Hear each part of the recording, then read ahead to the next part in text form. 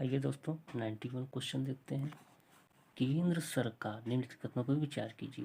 केंद्र सरकार द्वारा भारतीय रिजर्व बैंक आरबीआई के गवर्नर की नियुक्ति की जाती है। भारतीय संविधान के कतिपय प्रावधान केंद्र सरकार को जनहित में आरबीआई को निर्देश देने का अधिकार देते हैं।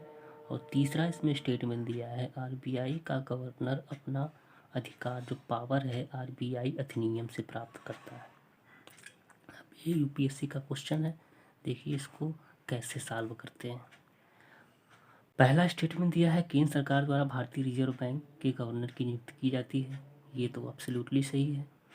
और दूसरा है भारतीय संविधान के, दोस्तों ये बताइए ये जो प्रावधान किया गया है रिजर्व बैंक का, ये भारतीय संविधान में किया गया है कि आरबीआई के अधिनियम में किया गया है?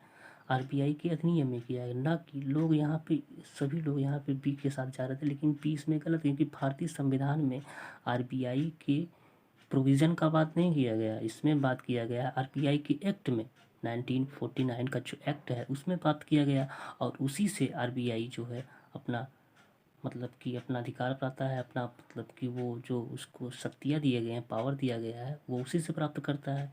तो ये इसमें स्टेटमेंट गलत होगा। ये सही होगा कि रिजर्व बैंक के गवर्नर की नियुक्ति भारत केंद्र सरकार द्वारा किया जाता है। तो इसमें टू स्टेटमेंट जो सेकंड स्टेटमेंट है वो गलत होगा। आरबीआई का गवर्नर अपना अधिकार आरबीआई अधिनियम जो 1949 का है उससे प्राप्त करता है। तो 3 सही है, इसमें 1 और 3 जो है आंसर सही है। हमने इसको 1 और 3 इसके साथ लगाया था, और एग्जैक्टली जो आंसर है 1 और 3 सही है। इसको 2 को आप रिमूव करते देखिए, ए में भी हो गया अगर आप एलिमिनेशन मेथड से आप इसको करते तब भी ये 2 गलत होता है, इसमें भी 2 है, इसमें भी 2 है। तो एग्जैक्टली आंसर इसका सी है, और ये सही भी है। ठीक है। और इसमें देखिए एक क्वेश्चन आया था कि 89 का क्वेश्चन देखिए, ब्लू कार्बन क्या है? ब्लू कार्बन क्या है? ये क्वेश्चन यूपीएससी में 2021 में पूछा गया है। ब्लू कार्बन क्या है? महासागरों और तटीय, आपको जैसे कि अगर स्टेटमेंट आप पढ़ेंगे तो ब्लू कार्बन पहल जो है वो महासागरों से रिलेटेड है। ठीक, इसमें ना तो ये होगा, ना तो ये होगा, ना तो ये, तो इसका एग्जैक्ट आंसर क्या होगा? ए होगा। और इसी सीरीज का देखिए आगे क्वेश्चन देखते हैं 92 क्वेश्चन। भारत में नियोजित अनियत मजदूरों के संदर्भ में निम्नलिखित कथनों पर विचार कीजिए। सभी अनियत मजदूर कर्मचारी भविष्य निधि सुरक्षा के हकदार हैं, ये सही है। सभी अनियत मजदूर नियमित कार्य समान एवं समायोपरि भुगतान के हकदार हैं, ये भी सही है। तीसरा स्टेटमेंट, सरकार अधिसूचना के द्वारा यह निर्दिष्ट कर सकती है कि इसमें कोई प्रावधान उद्योग केवल अपने बैंक खातों के माध्यम से मजदूरी का भुगतान करेगा। ये देखिए स्टेटमेंट, इसको आप अगर आपको नहीं पता है फिर भी ये तीनों स्टेटमेंट जो दिए गए हैं, एक प्रोग्रेसिव, एक मतलब सकारात्मक प्रवाह की मतलब प्रवाह में है। सभी अनियमित मजदूर कर्मचारी भविष्य निधि की, जाहिर सी बात है कर्मचारी अगर अनियमित मजदूर हो तो वो किसी न किसी सुरक्षा के हकदार होंगे, जैसे कि कर्मचारी भविष्य निधि बनाया गया तो उसके वो भी पाने के अधिकार होंगे। सभी अनियमित मजदूर नियमित कार्य एवं नियमित कार्य भी करते हैं और समय पर भुगतान के भी हकदार हैं, ये भी सही है। सरकार अधिनियम द्वारा स्पष्ट कर सकती है कि कोई प्रतिष्ठान या उद्योग केवल अपने बैंक खातों के माध्यम से मजदूरी का भुगतान करेगा। तो ये एक प्रोग्रेसिव स्टेटमेंट है, और इसमें ऑल स्टेटमेंट सही है, 1, 2 और 3। ठीक, इसी तरीके से आइए देखते हैं कुछ क्वेश्चन और। भट्टी, जैसे 88 क्वेश्चन है, भट्टी तेल फर्नेस आयल, भट्टी तेल फर्नेस आयल के संदर्भ में निम्नलिखित कथनों पर विचार कीजिए। यह तेल परिष्करणीयों रिफाइनरी का एक उत्पाद है। ठीक है, कुछ उद्योग इसका उपयोग ऊर्जा पावर उत्पादन के लिए करते हैं। इसके उपयोग से पर्यावरण में गंधक का उत्सर्जन होता है। ठीक, भट्टी तेल फर्नेस आयल, देखिए ये भी एक किस्म क्या है, जब वो कोई भी भट्टी तेल जो आयल उसमें फर्नेस आयल होता है, जब भी वो रिफाइनरी से ही निकलेगा।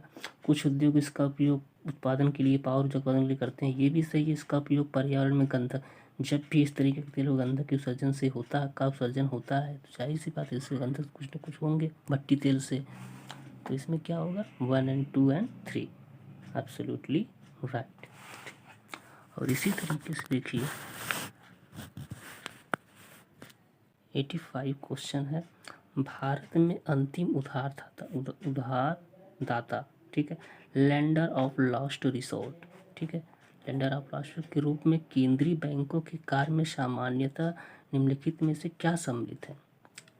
अंतिम उधारदाता किसे कहते हैं? रिजर्व बैंक को अन्य स्रोतों से ऋण प्राप्ति में विफल होने पर व्यापार एवं उद्योग निकायों को ऋण प्रदान करना, ठीक है, ये स्टेटमेंट गलत है। अस्थायी संकट के समय बैंकों के लिए चल निधि उपलब्ध कराना, जब अस्थायी संकट आता है उस समय बैंकों को चल निधि उपलब्ध कराना, जब जैसे रिजर्व बैंक, जाहिर सी बात है कि अंतिम उधारदाता जो होता है रिजर्व बैंक होता है, और वो जो होता है जब भी संकट आता है तो भारत बैंकों को वो रिजर्व प्रोविज़न करता है, वो रिजर्व मुद्रा का उनको प्रावधान करता है, मुद्रा प्रोवाइड करता है, तो ये सही होगा।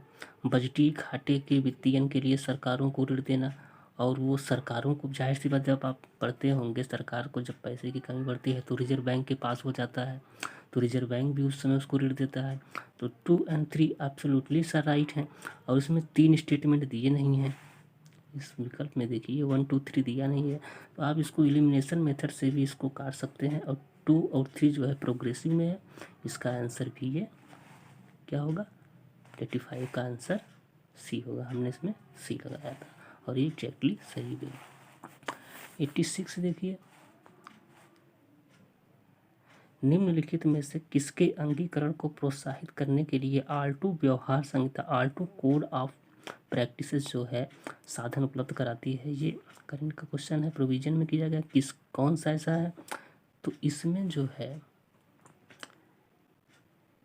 इलेक्ट्रॉनिक पुनर्चक्रण उद्योग में पर्यावरण दृष्टि से विश्वसनीय व्यवहार, रामसर कन्वेंशन के अंतर्गत अंतर्राष्ट्रीय महत्व का ये किसी संबंध प्राकृतिक संशोधन में पर्यावरण, इसमें ये सही होगा। इलेक्ट्रॉनिक पुनर्चक्रण उद्योग में पर्यावरण दृष्टि से विश्वसनीय व्यवहार जो होते हैं वो R2 कोड ऑफ प्रैक्टिसेस के अंतर्गत आता है। इसमें एक्जैक्टली आंसर ये, ठीक।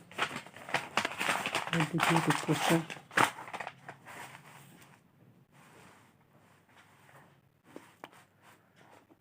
भारतीय अर्थव्यवस्था के संदर्भ में मांग प्रेरित मुद्रास्फीति या उसमें वृद्धि निम्नलिखित किन कारणों से होती है?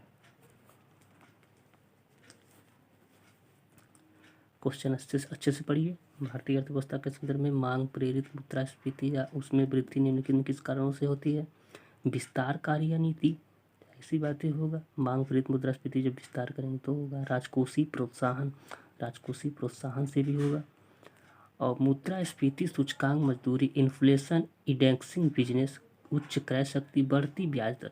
दोस्तों इस स्टेटमेंट में आप देखेंगे जो ब्याज दर है ये दे दिया गया, ये स्टेटमेंट ये जो है कोड जो है बिल्कुल गलत होगा एलिमिनेशन से, क्योंकि मुद्रास्फीति में क्या होता है, मुद्रास्फीति में वृद्धि निम्नलिखित किस कारण, जब ब्याज कम होगा तो लोग ज़्यादा पैसा लेंगे तो इन्फ्लेशन बढ़ेगा, और इन्फ्लेशन बढ़ेगा तो फिर महंगाई भी बढ़ेगी। तो उच्च ब्याज दर नहीं, यहाँ पे निम्न ब्याज दर होगा, इसलिए 5वां स्टेटमेंट इसमें कोड जो है गलत हो गया। अब आंसर में देखिए आप, बी में 5वां गलत है, इसमें भी है, इसमें भी, तो जाहिर सी बात है इसका आंसर क्या होगा ए, 1 2 and 4, ये भी गलत होगा और 5वां भी गलत होगा। आंसर इसका 82 का ए। दोस्तों इसी तरीके से हम आप लोगों को कराते रहेंगे और भी क्वेश्चन। आप हमारे चैनल को सब्सक्राइब कर दीजिए और बेल आइकन को प्रेस करिए, दोस्तों में शेयर करिए। हम सारे क्वेश्चन आप लोगों को कराएंगे और एलिमिनेशन मेथड से भी कराएंगे, और ऐसा ट्रिक बताएंगे कि आप यूपीएससी में कोई भी क्वेश्चन आपको गलत नहीं लगेगा और ना ही गलत कर पाएंगे। सारे मेथड कैसे सॉल्व करते हैं यूपीएससी के पेपर को, सब कुछ हम कराएंगे। आप बस इस चैनल को सपोर्ट कीजिए और वीडियो को पॉज करके बार बार इसको देखिए, अच्छे से देखिए, दोस्तों को भी शेयर करिए। धन्यवाद दोस्तों।